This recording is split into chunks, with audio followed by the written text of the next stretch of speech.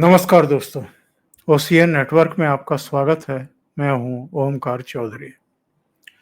ये क्या ग्रंथि है?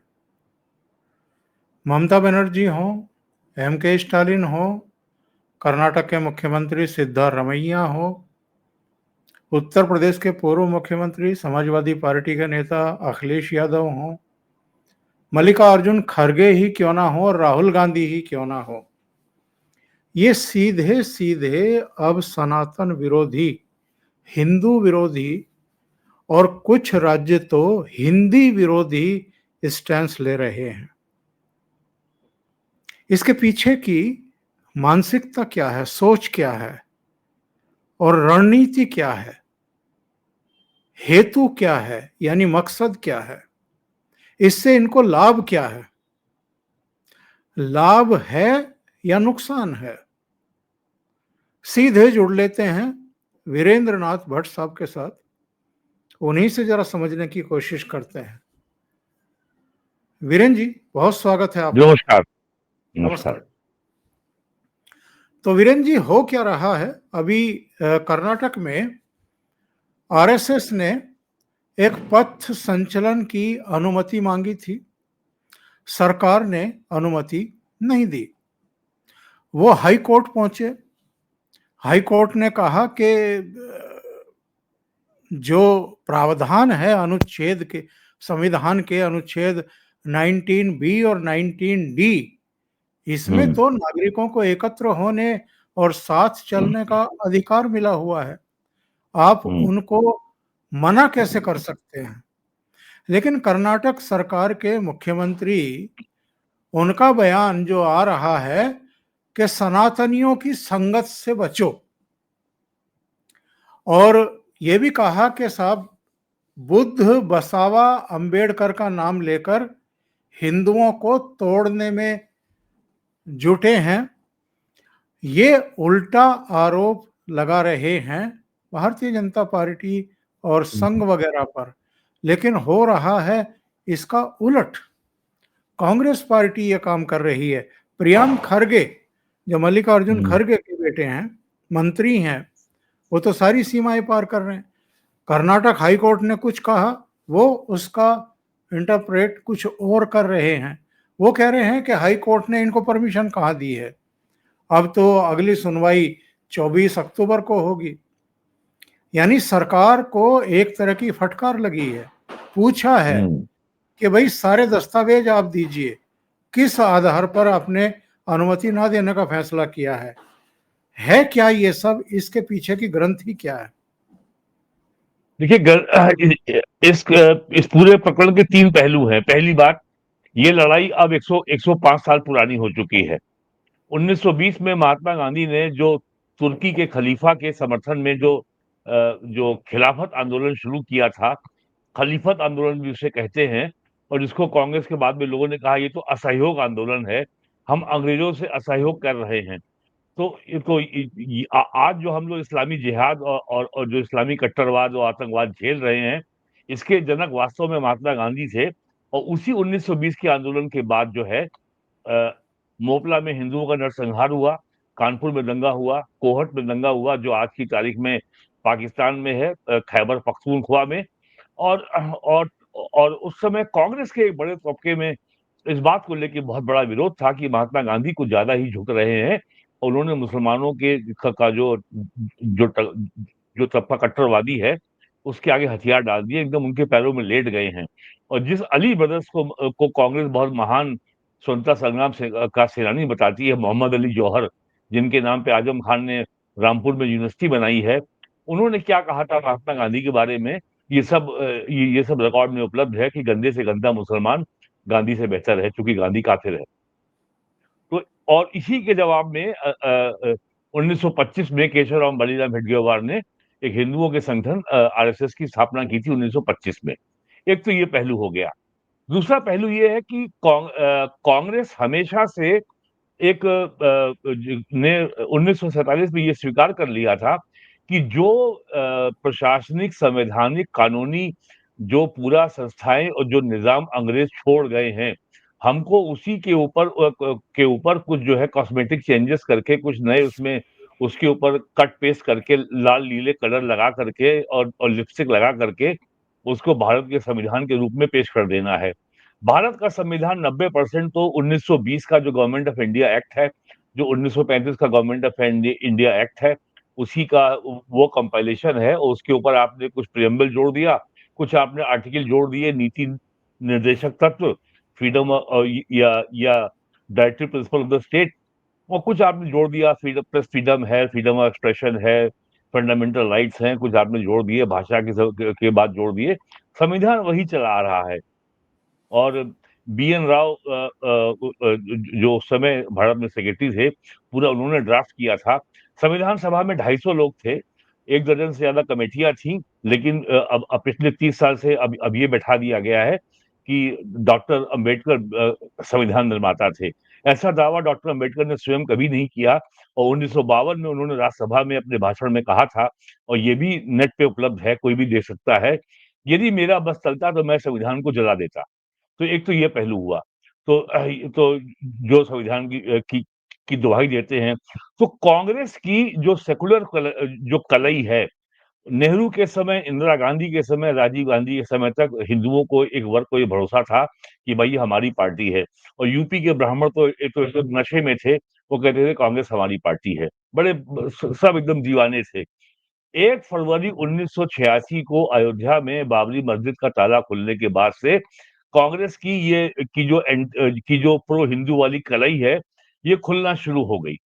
और 6 दिसंबर 92 को जब बाबरी मस्जिद का ध्वंस हुआ अयोध्या में, उसके बाद ये पूरी तरह उतर चुकी है।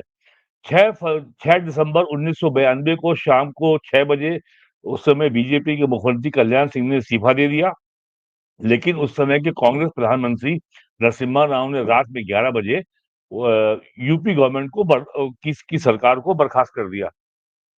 तो क्या है ये?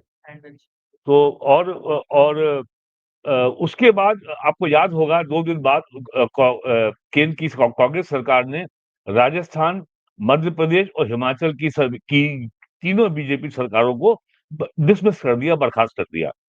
तो अब और 1998 में सोनिया गांधी के पदार्पण के बाद जो जो कांग्रेस का जो घिनौना एंटी हिंदू चेहरा है, उस पे अब वो, और जिस तरीके से सोनिया गांधी ने सरकार में 10 साल रहते हुए 2004 से 2014 के बीच में हिंदुओं का जो जो उत्पीड़न किया, जिस तरीके से नवंबर 2004 में जब सोनिया गांधी की सरकार थी, कहने को तो मुख्यमंत्री मनमोहन सिंह थे, स्वामी शंकराचार्य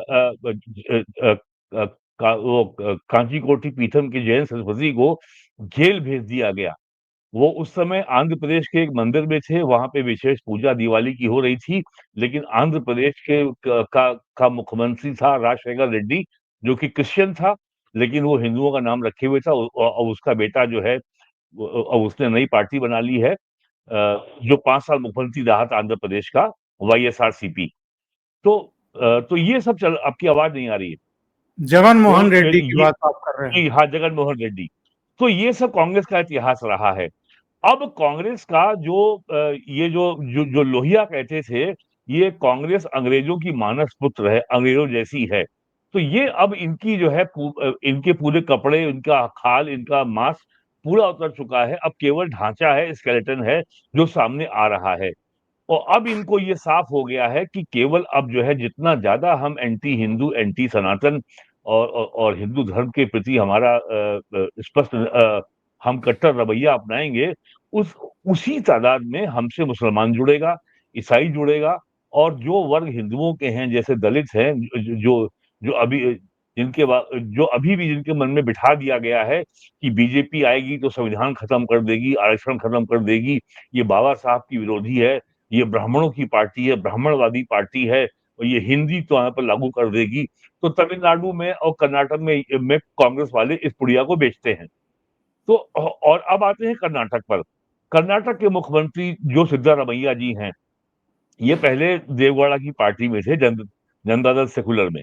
तो वहां से इनको कांग्रेस ये आए हैं कांग्रेस में, और ये इनके बारे में मैं आज से पिछले 20 साल से जानता हूं कि ये इनका प्रोफाइल बनाया गया है, इनके बारे में ये माहौल बनाया गया है कि साहब ये जो हैं बड़े एथीस्ट हैं, ये जो है नास्तिक हैं, जबकि नास्तिक होने की सुविधा सनातन धर्म में है ही नहीं, क्योंकि यहाँ कोई बाध्यता है ही नहीं।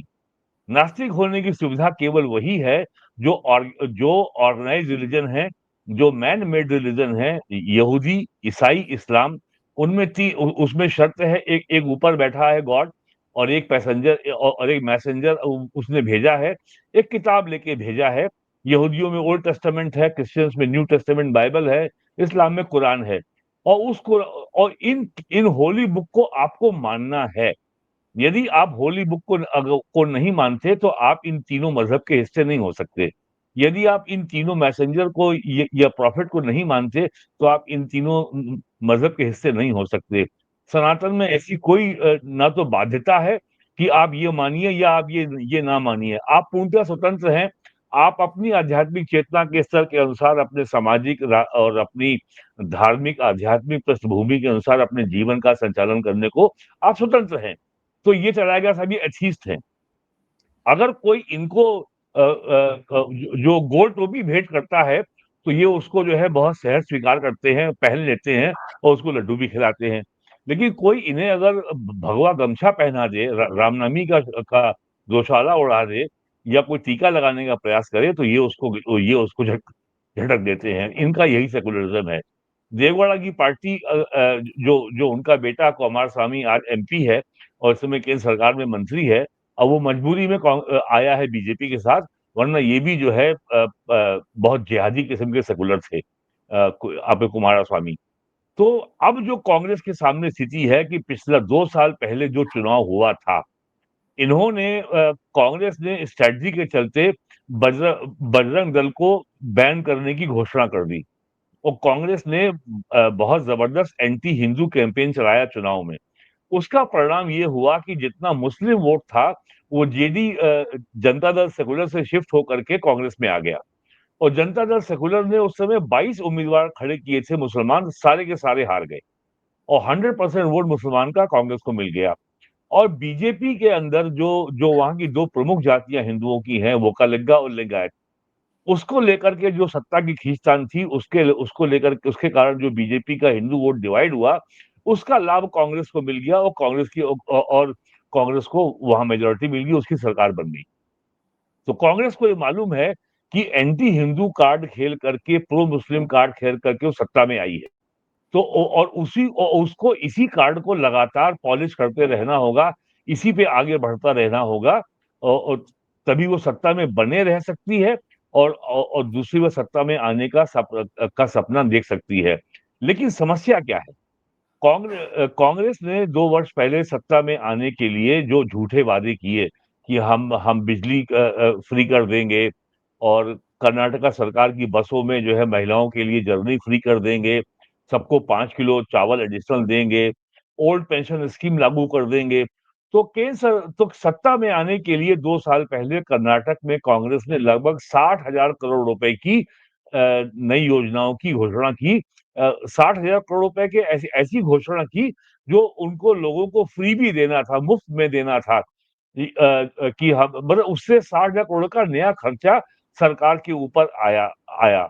तो जब सरकार बन गई और जब विधायकों ने कहा कि भाई हमें कुछ क्षेत्र के लिए विकास के लिए दीजिए, तो मुख्यमंत्री बोले 2 साल भूल जाइए, पहले तो हमें यहाँ पे जो हमने नए वादे कर रखे हैं फ्री में बांटने के, हम जो है उसको पूरा कर लें, उसके लिए पैसा नहीं है, तो उसके बाद देखेंगे।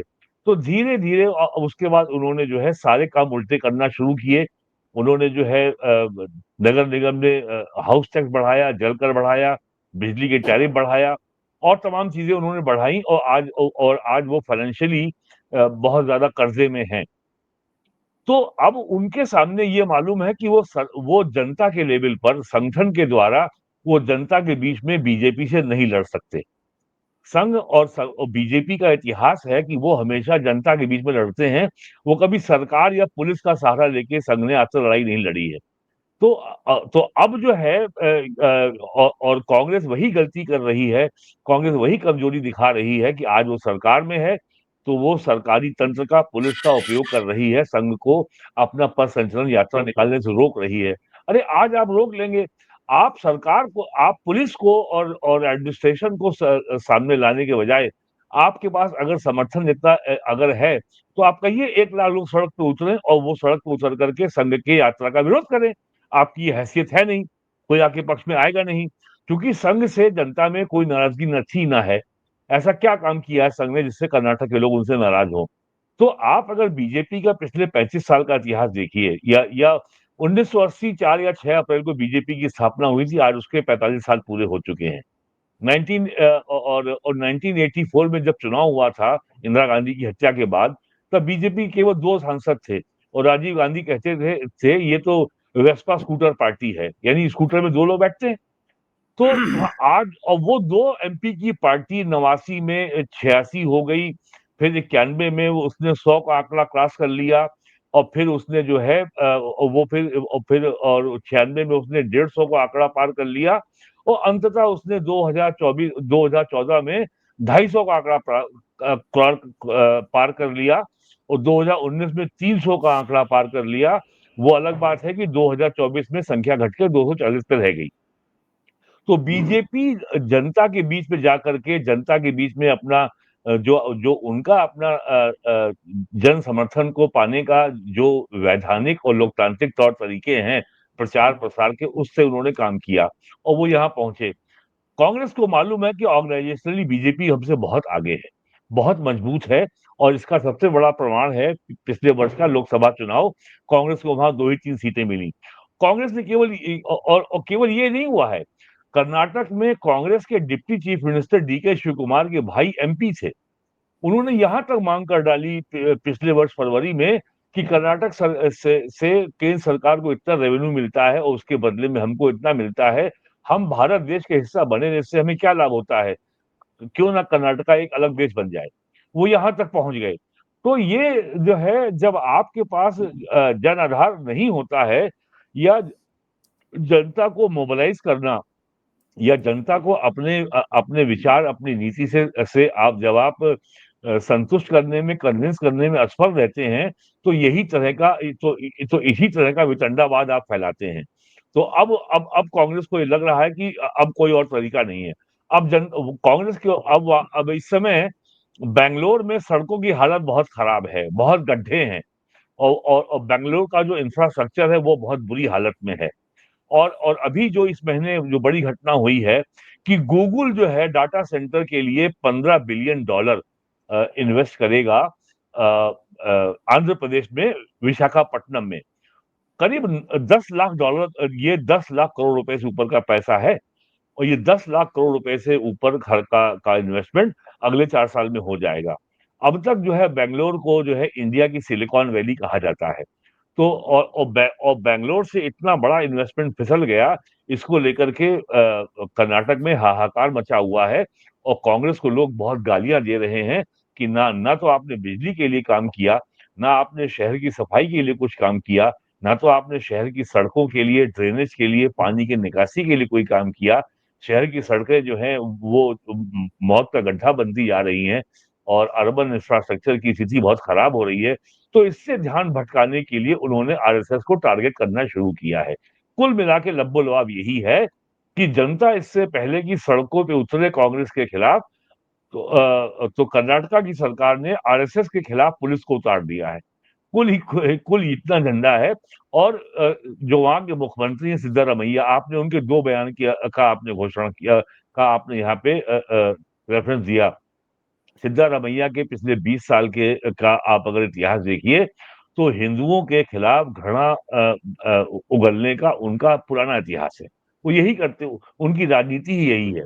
तो ये जो कांग्रेस कर रही है, अब ये मैं कहूँगा कि ये हताशा में उठाया गया ये उनका कदम है और उनको मालूम है कि अब अगले चुनाव में वो सत्ता में नहीं आने वाले हैं। 2018 के मई में वहाँ चुनाव होना है और ये सत्ता में सॉरी 2028 में ये सत्ता में दोबारा नहीं आने वाले हैं।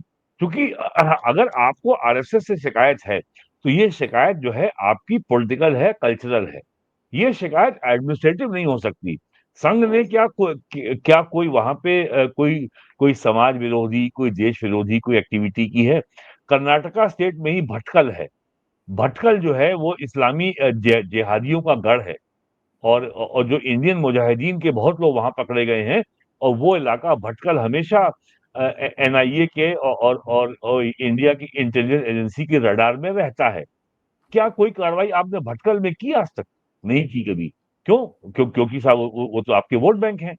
तो केवल जो है हमेशा हिंदुओं को टारगेट करना, इससे कांग्रेस को मालूम कोई कांग्रेस ये आश्वस्त है कि उससे उसका वोट बैंक इकट्ठा रहता है और उसका वोट बैंक मजबूत होता है। और ये लोग जो आरोप लगाते हैं कि बीजेपी पोलराइज करती है वोटर का, ध्रुवीकरण करती है, ये काम वास्तव में कांग्रेस वहां कर रही है ताकि वोटर का पोलराइजेशन बना रहे। हमें मुसलमान का वोट एक मुश्त मिल जाए और बाकी कुछ हिंदू का मिल जाएगा। और कर्नाटक में, बेंगलोर में स्थिति कितनी खराब है। कर्नाटका हाई कोर्ट के जज ने बेंच पे बैठे हुए टिप्पणी की थी कि बेंगलोर नॉर्थ का एक इलाका है जहां फ्लाईओवर क्रॉस करिए तो पाकिस्तान शुरू हो जाता है। वहां कोई नियम नहीं लागू है, कोई म्युनिसिपल लॉ लागू वहां नहीं होता, वहां कोई ट्रैफिक लॉ लागू नहीं होता। और जो वहां पे जो थ्री व्हीलर्स हैं, जो जो पब्लिक ट्रांसपोर्ट वाले हैं, वो 3 की जगह 30 लोग बिठाते हैं। और उसके ऊपर बहुत जो है विवाद हुआ था। बाद में शायद अब वो तो चूंकि ओरल टिप्पणी थी, वो एक एक मौखिक टिप्पणी थी, वो किसी जजमेंट का हिस्सा तो था नहीं। तो सुप्रीम कोर्ट ने भी उसकी आलोचना की थी, लेकिन कर्नाटका हाई कोर्ट के जज की बेंच पे बैठ के ये टिप्पणी अपने आप में बताता है कि कर्नाटका में जो लोग नियम कानून और अनुशासन के दायरे में जीवन जीना चाहते हैं, उनमें सरकार के आचरण को लेकर के, सरकार के तौर तरीकों को लेकर के कि कितनी ज्यादा कुंठा है, कितनी निराशा है उनके ऊपर। आप जानते हैं जो आपके इन्फोसिस के को फाउंडर मिस्टर पाई, उन्होंने कहा यार हमारे राज्य की पर कैपिटा इनकम आज 3.5 लाख करोड़ 3.5 लाख रुपए है। आप हमको जो है बढ़िया बढ़िया इंजीनियरिंग कॉलेज खोलो, बढ़िया यूनिवर्सिटी खोलो, और बढ़िया टेक्नोलॉजिकल यूनिवर्सिटी खोलो, लोगों के स्किल इंप्रूवमेंट का प्रोग्राम चलाओ। आप हमें 5 किलो फ्री चावल दे रहे हो। हमें 5 किलो फ्री चावल की जरूरत नहीं है। हमें जो है बस में फ्री यात्रा की जरूरत नहीं है। हमें अपनी स्किल को अपग्रेड करने के लिए, हमें higher education at the affordable cost के लिए हमें नई यूनिवर्सिटी की जरूरत है। उसमें उन्होंने कुछ नहीं किया कांग्रेस के मुख्यमंत्री ने आज तक। नारायण बस केवल मूर्ति वो जो का है। एक बयान में देख रहा था। हाँ, नारायण मूर्ति ने इनके जातीय सर्वे में शामिल होने से इनकार कर दिया हाँ, हाँ, हाँ। कि भाई इसकी जरूरत थोड़ा है और हुँ, हमें भी जरूरत नहीं है। तो उस पर चिढ़ गए मुख्यमंत्री। इन्होंने कहा कि नहीं, हुँ, उनको कुछ पता नहीं है। यानी इतनी बड़ी कंपनी चलाने वाले और दुनिया में भारत का नाम रोशन करने वाले नारायण मूर्ति और उनके परिवार को कुछ पता नहीं है। उनके दामाद हुँ। ब्रिटेन के प्राइम मिनिस्टर रहे हैं, सुनक। बहरहाल आगे बढ़ते हैं। देखिए, वैसे तो मैं 1990 में जो कश्मीर से पलायन हुआ था उसका भी उल्लेख कर सकता हूँ। उससे पहले भी बहुत सारी घटनाएं हैं। ये जो पॉलिटिकल पार्टियां ऐसे तत्वों को, अराजक तत्वों को, देश विरोधी, समाज विरोधी तत्वों को कवर फायर देती हैं, इस तरह के बयान देकर के उनके हौसले बुलंद करती है, उसी का तो नतीजा है कि जम्मू कश्मीर से लेकर के मुर्शिदाबाद तक में जो कुछ हुआ था वो सब हमारे सामने है। और इन लोगों ने अतीत में भी 10वीं 11वीं सदी में भी जिस तरह से मंदिरों को तोड़ करके ध्वस्त किया था, वहां पर मस्जिदें आयद की थी और अनेक ग्राम पंचायतों की जमीन पर कब्जा कर लिया, उनको वक्फ की घोषित कर दिया, और सब सरकारें भी और लोग भी मुंह ताकते रह गए। तो ये सब तमाशा आखिर कब तक चलता रहेगा हमारे देश में? देखिए ऐसा है, ये तमाशा जो है मोदी जी के आने के बाद रुका है और उस पे कार्रवाई शुरू हुई है। जिस तरीके से, और मैं आज एक बात कहना चाहता हूँ लोगों को, बहुत लोगों को इसमें परेशानी होगी। अ, बीजेपी की जो वर्तमान सरकार केंद्र में है और जिसके प्राइम मिनिस्टर नरेंद्र मोदी हैं, और जो वर्तमान विपक्ष है, उसमें केवल एक बिंदी का फर्क है। बीजेपी में दम है और विपक्ष में दमा है। उसकी सांस फूल रही है। और जो प्राइम मिनिस्टर जो जो मोदी है वो 12वें साल में है। क्या कोई कह सकता है कि नरेंद्र मोदी के उत्साह में और नरेंद्र मोदी के मनोबल में और उनके जो डायनामिज्म में कहीं कोई कमी आई है?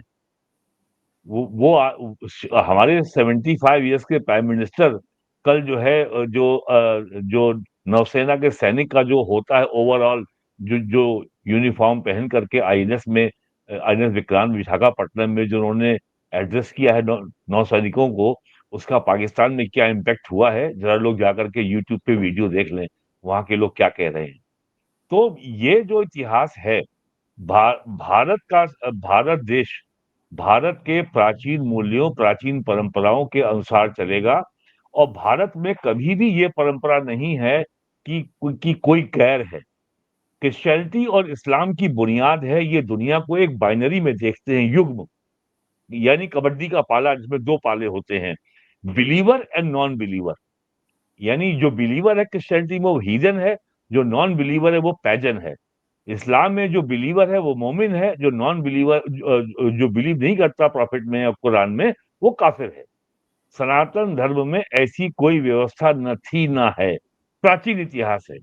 और दूसरी बात, भारत देश जो है वो यूरोप की 1648 की वेस्टफैलिया ट्रीटी के अनुसार गठित एक देश नहीं है। अंग्रेज ऐसा देश बना के गए थे, नेहरू जी ने उसी को मान लिया और केवल जो है जो यूरोप के आज जो यूरोपियन यूनियन के जो 28 देश हैं और बाकी 10-15 और हैं ईस्टर्न यूरोप के, उनके गठन का आधार ये है कि यहाँ पे एक जाति, एक मजहब, एक भाषा के लोग रहते हैं, बस। तो और उनको ये समझ ही में नहीं आता कि भारत देश में जो है 2 दर्जन भाषाएं हैं और इतनी ज्यादा जो है भौगोलिक जो है विविधता है, उसके बावजूद ये सब एक कैसे हैं? और तो उनको ये समझ में नहीं आता कि भारत की एकता का सूत्र जो है वो भौतिक नहीं है, वो सांस्कृतिक है और वो है सनातन। क्या ऐसा क्या था कि कल जो है केरल से लेके केदारनाथ तक दीपावली मनाई गई ना? उन्होंने मलयाली में मनाई, हमने हिंदी में मनाई और कुछ लोगों ने संस्कृत में मनाई। तो ये बात अभी यूरोप को समझ ही में नहीं आती और ये बात कांग्रेस को भी समझ में नहीं आती और ये बात कम्युनिस्टों को तो समझ ही में नहीं आती। ये सबसे बड़ी समस्या है। तो अब धीरे-धीरे जिस तरीके से संभल में पिछले 50 साल से दीपावली, होली पर वो होली पर वहां पे रंग नहीं चलता था 1975 से। वहां पे होली पे रंग खेलने की परंपरा ही समाप्त हो गई थी संभल में। योगी जी के आने के बाद जिस तरीके से पुराने मंदिर हैं, बावड़ी हैं, कुएं हैं, कूप हैं, उनको खोजा गया, उनको निकाला गया, जिस तरीके से मंदिरों की, हिंदुओं की जमीन पर अवैध कब्जा करके जिस तरीके से वहां जो कब्जा किया मुसलमानों ने उनको खाली कराया गया, तो ये कार्यक्रम हो रहा है। और तो धीरे-धीरे अब अब तक जो था कांग्रेस के ज़माने में, वो यूरोपियन कॉलोनियल स्टेट था। मोदी जी के आने के बाद भारत को एक सिविलाइजेशनल स्टेट बनाने का काम शुरू हुआ है। तो अभी 11 साल हुए हैं, तो 1000 साल का जो मलबा है, जो 1000 साल की धूल-गर्द है, क्या उसको साफ कर लेंगे आप 10 साल में? तो लोगों को इस पे विचार करना चाहिए। तो अभी जो है यूपी ठीक हुआ है, बिहार में बहुत परिवर्तन आया है, अगला नंबर अब जो है बंगाल का है। आज से क्या 20 साल पहले कोई ये कल्पना कर सकता था कि कर्नाटक में बीजेपी की सरकार बनेगी? क्या कभी ये कल्पना थी कि केरला में भी जो है कर्नाटक का एमपी जीत का एक सांसद होगा? या तेलंगाना में बीजेपी उभरती हुई पार्टी है, तमिलनाडु में बीजेपी का वोट शेयर 10% से ऊपर है। ये केवल जनता के बीच में सतत काम करने का परिणाम है। ये कांग्रेस के मुख्यमंत्री सिद्धारमैया को ये समझना चाहिए कि तमिलनाडु में जो आज बीजेपी की ताकत है, आंध्र प्रदेश में, तेलंगाना में जो ताकत है, केरल में जो ताकत है, वो पुलिस कमिश्नर और डिस्ट्रिक्ट मजिस्ट्रेट के बल पे नहीं है, वो अपने संगठन के बल पर है, जनता के बीच में जाकर के जो जन जागरण का कार्यक्रम करने के बल पर है। तो ये और वही लाल चौक है श्रीनगर का, जहां श्रीनगर लाल चौक पे टावर पे पाकिस्तान का झंडा फहराया जाता था। वीडियो मौजूद है, जरा लोग जाके देख लें कि श्रीनगर के लाल चौक पे कल कैसी भव्य दीपावली मनाई गई है। वहां पे जो है रामायण की चौपाइयां गाई गई हैं, आरती हुई है, हजारों दीप वहां जले हैं और कैसी भव्य पूजा वहां हुई है। एक बार जाके लोग देख लें, कल ही की बात है। वहां श्रीनगर में क्या हो रहा है, और बाकी बहुत कुछ वहां हो रहा था। वो तो हम जो है अब वो कह नहीं सकते कि वहां पे 15 अगस्त को बकायदा 10 मीटर लंबी वो चादर लेके आते थे, उसके ऊपर गाय, वो भारतीय झंडा लेकर के आते थे 10 मीटर लंबा, उसके ऊपर गाय काटते थे, और भारतीय सेना, सीआरपीएफ के सैनिक टुकुर टुकुर उसको देखा करते थे। ये हाल था कश्मीर का जब देश में सेकुलरिज्म का परचम फहरा रहा था। आज क्या होता है? आज जरा आज जरा कोई भारतीय ध्वज का अपमान करके देख तो ले जरा, श्रीनगर में या लाल चौक पे। तो ये ये जो लाल चौक परिवर्तन का आ ही है। रहा है, हाँ देखिए ना, ये दृश्य कल का है, आज का नहीं है, कल ही का। जी हाँ। ये ये दृश्य दीपावली का दृश्य है। और देखिए उसमें वो भी बना हुआ है, ऑपरेशन सिंदूर। तो ये बदला हुआ भारत ही तो इनको परेशान कर रहा है। यही ये आप यही बदलाव। ये आप हाँ, मुंबई का देखिए, ये मरीन मरीन ड्राइव का आप हाँ, देखिए। हाँ, बस यही और तो समस्या और है उनको। हर तरह के ऐसे कल के जो दृश्य उभरे हैं, उसने इन लोगों को परेशान कर दिया। ये ताज होटल के आसपास का मैं दिखा रहा हूँ। ताज होटल के हाँ, आसपास हाँ, का आप हाँ। देखिए कि क्या स्थिति रही है। हम्म। तो ये सारी तो चीजें इन लोगों को सोने ये नहीं जिन दे लोगों रही को है। समझ में नहीं, ये जिन लोगों को समझ में ये नहीं आता है, जो लोग धर्म को रिलीजन या मजहब मानते हैं। धर्म जो है स्वतः स्फूर्त इस देश की उपजी संस्कृति है। ये कहीं आसमान से नहीं उतरी है, ये किसी किताब से नहीं चलती है, ये किसी पैगंबर से नहीं चलती है। ये लोगों के मन में है, ये लोगों के डीएनए का हिस्सा है। और ये ऑफेंसिव नहीं है, ये किसी को डराता नहीं है। ये ये कोई बकरा बलिदान दिवस नहीं है जहां एक दिन में बकरीद में 2 करोड़ बकरे काट दिए जाते हैं। दी, दीपावली में बकरे नहीं काटे जाते। तो ये जो सांस्कृतिक परिवर्तन आ रहा है, और ये भारत की जो वैदिक सनातन संस्कृति का नया स्वरूप उभर रहा है, इससे जाति का जहर फैला करके राजनीति करने वालों की, जिन्होंने हजारों करोड़ रुपए, लाखों करोड़ रुपए कमा लिया, उनकी दुकान बंद हो रही है। उसमें समाजवादी पार्टी भी है, उसमें बिहार के तेजस्वी यादव भी हैं, उसमें तमिलनाडु की डीएमके भी है, उसमें कर्नाटक की कांग्रेस भी है और राष्ट्रीय कांग्रेस भी है।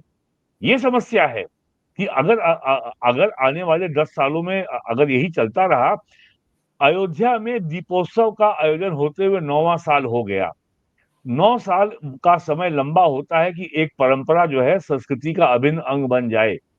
मान लीजिए, कल्पना कर लें कि हम एक बार मान लेते हैं for the sake of imagination कि 2027 में अखिलेश यादव मुख्यमंत्री बन जाएंगे।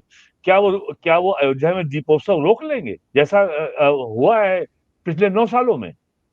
तो ये जो एक नई संस्कृति बन रही है देश में, और देश की एक नई आध्यात्मिक, एक नई आइडेंटिटी, एक नई पहचान उभर रही है, जो समावेशी है, जिसमें सब शामिल हैं, जिसमें सारी जातियां तो शामिल हैं ही।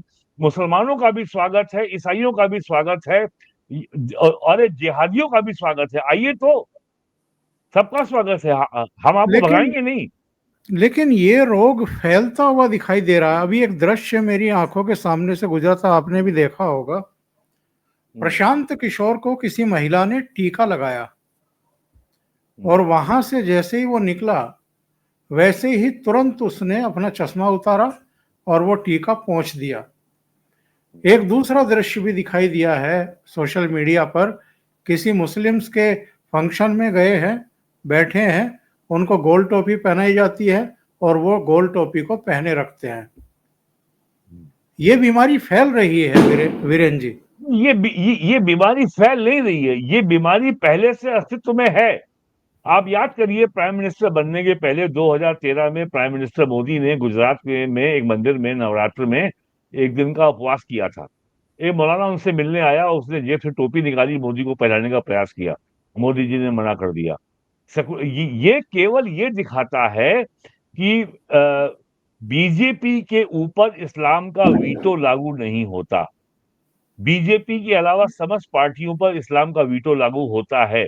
यूपी में समाजवादी पार्टी की मुलायम सिंह यादव, अखिलेश यादव की सरकार होगी, तो रमजान के महीने में जो इफ्तार पार्टी होती थी, तो उसमें 50,000 लोग आते थे सरकारी खर्चे पर अपना इफ्तार करने के लिए। योगी जी को मुख्यमंत्री बने 9 साल पूरे हो गए, आज तक इफ्तार वगैरह तो हुई नहीं। तो बीजेपी के ऊपर इस्लाम का वीटो लागू नहीं होता। प्रशांत किशोर डरते हैं कि अगर टीका लगा के निकल गए, आपने कभी अखिलेश यादव का फोटो टीके वाला नहीं देखा होगा। कभी कभी किसी कांग्रेस के नेता को आप टीके वाला फोटो आपको नहीं दिखे। अब तो कांग्रेस की महिला नेता भी ने तो बिंदी लगाना भी छोड़ दिया है। नहीं, वो राहुल फिल्मी गांधी शक्ल को हो हमने जाएंगे। कई बार देखा है, छत्रपति शिवाजी महाराज की प्रतिमा उनको दी गई और उन्होंने रिफ्यूज कर दिया, लेने से इनकार कर दिया। हाँ, तो बस ठीक है। तो ये जो है, तो और जो व्यक्ति, अब जो दल अपनी प्रतिबद्धता के अनुसार अगर आचरण नहीं कर सकता, तो वो क्या करेगा? तो जिसकी प्रतिबद्धता सनातन से, भारत की प्राचीन सभ्यता के साथ है, उसको टीका पहनने लगाने में कोई समस्या नहीं है। तो अगर प्रशांत किशोर को टीका लगाने में समस्या है, तो इससे स्पष्ट हो गया ना कि उनमें और राहुल गांधी में और कर्नाटक के मुख्यमंत्री सिद्धारमैया में कोई अंतर नहीं है। ये बात सामने आ गई ना। और एक ऐसा प्रधानमंत्री देश को मिला है जिनको कोई हिचक ही नहीं है। हाँ, नहीं, अगर नरेंद्र मोदी माथे पे अगर चंदन का तेल लगाए हैं, तो ये वो अपने सांस्कृतिक प्रतीक को धारण किए हुए हैं। ये जो भी गैर हिंदू के खिलाफ कैसे हो गया, वो कब कह रहे हैं कि मुसलमान चंदन का टीका लगाएं? आप मत लगाइए, आपकी इच्छा लगाइए, ये आपका निजी मामला है। सरकार से क्या मतलब, पीएम से क्या मतलब? दिक्कत ये है। कभी आपने सुना है कि कोई हिंदू नेता किसी मुसलमान से कहे कि यार चंदन का टीका लगाओ? लेकिन हर मुसलमान हर नेता को टोपी जरूर पहनाना चाहता है। हमने तो आज तक नहीं देखा किसी बीजेपी के नेता को कि वो किसी हमारे सामाजिक धार्मिक समारोह में आए और उनको हम कहें कि आप टीका लगाइए। अरे आप मत लगाइए। हम आपसे कहें अगर आप चाहेंगे तो ठीक है, आपका स्वागत है। अगर आप नहीं चाहते इट्स ओके, नो प्रॉब्लम। समस्या ये हो रही है, अगर विवाद नहीं रहेगा तो फिर समाजवादी पार्टी और राहुल गांधी करेंगे क्या? जब तक झगड़ा नहीं होगा, जब तक फॉल्ट लाइन नहीं होगी, जब विवाद होगा तो वो एक वर्ग के हीरो, वो एक वर्ग के हिमायती बन के उभरेंगे, कहेंगे हम तुम्हारे लिए संघर्ष करेंगे। वो रायबरेली में एक दलित युवक की जो है चोर समझ के लोगों ने पीट के मार डाला। उसको योगी जी ने बुलाया, उससे मिले, उसकी समस्या को सुना और उसका जो है जो भी सहायता हो सकती थी वो की गई। राहुल गांधी उससे मिलने पहुंच गए। उसने कहा कि मुझे सरकार से कोई शिकायत नहीं है, ये एक दुर्घटना है, ये एक एक्सीडेंट है। लेकिन कांग्रेस ने झूठ क्या फैलाया कि उसने पहले राहुल गांधी का नाम लिया था। कांग्रेस ये कहानी फैलाना चाहती है कि उत्तर प्रदेश में योगी की सरकार के समय दलितों पे अत्याचार हो रहे हैं। वो कांग्रेस को ये नैरेटिव चाहिए। अगर घृणा नहीं फैलेगी, अगर जाति संघर्ष नहीं होगा यूपी में और या कर्नाटक में या अन्य राज्यों में, तो कांग्रेस को पूछेगा कौन? ये समस्या है उनकी। भट्ट साहब, बहुत बहुत धन्यवाद जुड़ने के लिए और बहुत अहम मुद्दे पर चर्चा करने के लिए। दर्शकों से भी निवेदन है, आपको अगर विषय पसंद आते हैं, वीडियो पसंद आते हैं, तो लाइक जरूर करें, वीडियो को शेयर करें, फॉरवर्ड करें अपने मित्रों को। अभी तक अगर चैनल आपने सब्सक्राइब नहीं किया है तो सब्सक्राइब कर लें और साथ में लगे बेल आइकॉन को जरूर दबाएं। उसमें भी ऑल वाला बटन दबाएं ताकि आगे आने वाले सभी वीडियो के नोटिफिकेशन आपको जरूर पहुंचते रहें। बहुत बहुत धन्यवाद। नमस्कार। नमस्कार।